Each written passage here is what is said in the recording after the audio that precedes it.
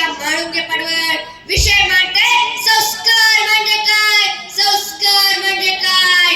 आणि असं म्हटलं होतं की संस्काराच्या मजबूत पायावर युग पुरुष घडतात.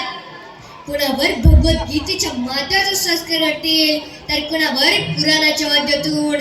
राजमाता जिजाऊंनी बाळ शिवाजीला रामायण महाभारतातील राम कृष्णाच्या भीमाच्या गोष्टी सांगून अन्यायाविरुद्ध उभे राहण्याचे संस्कार केले आणि राजांनी स्वराज्य स्थापन केले. शिवाजी, संभाजी, बाजी, तानाजी असे अनेक कीर्तिवान पुरुष संस्काराच्या भक्कम पायावर हिंदूंचा राग घेऊ शकले. संस्कार म्हणून आपण नक्की काय शोधत आहोत? बेधुंद जगाच्या अंधकारी मिळत असे ज्ञान, बेधुंद जगाच्या अंधकारी मिळत असे ज्ञान. आणि मग अज्ञानाचे फिरता वारे शोधित असे संस्कार, शोधित असे संस्कार. खरे तर एका पिढीतून दुसऱ्या पिढीकडे संक्रमित झालेले सर्व अलिखित नियम, ज्यात आपल्या बरोबर दुसऱ्यांचे हित पाहिले जाते, दुसऱ्यांच्या भावनांची कदर केली जाते आणि आपल्यानंतर दुसऱ्यांचाही विचार केला जातो, त्याला म्हणायचे संस्कार, त्याला म्हणायचे संस्कार.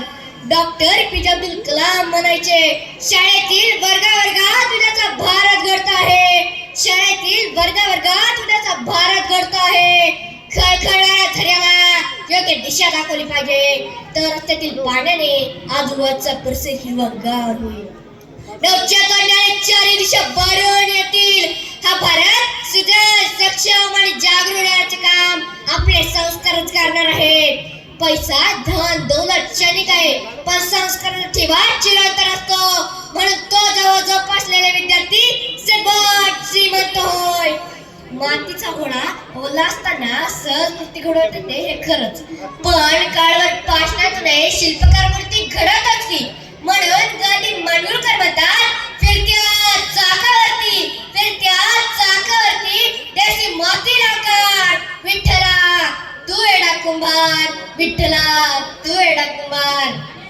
अहो, काही सुशिक्षित आणि सुधारित लोकांची बहुतेकशी कल्पना असते की संस्कार हे सुट्टीच्या महिन्यात आटपणारे शिल्लक काम आहे आणि या संस्काराच्या तासाला शाळेतील मुले नीटनेटकेपणाचा संस्कार शिकतात आणि त्याच वर्गातील बाकांवर चित्रे करतात, भिंतींवर शाई शिंपडतात, फरशांवर कचरा करतात आणि त्याच कचऱ्यात बसून निबंध लिहितात. नीटनेटकेपणाचा संस्कार.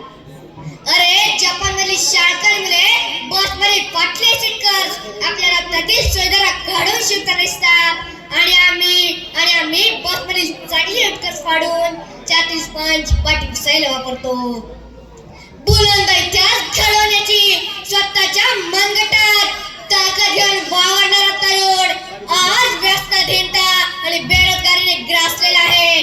त्यांच्यावर चांगले संस्कार होण्याची गरज आहे. मला माहित आहे हे संस्कार मनावर रुजवायला आज प्रत्येक आयुष्य आमची आई होऊ शकणार नाही, पण आपण म्हणून खरा तो एकची धर्म जगाला प्रेम पावे हा वैश्विक प्रेमाचा संदेश जगाच्या कानाकोपऱ्यात पसरला पाहिजे. खरंच राष्ट्रप्रेम, राष्ट्रीय एकात्मता, सर्व धर्म समभाव या संस्कारांपासून आपण अजून खूपच दूर आहोत. हे संस्कार समाजावर होणे ही आजच्या काळाची गरज आहे. शेवटी एवढंच सांगते,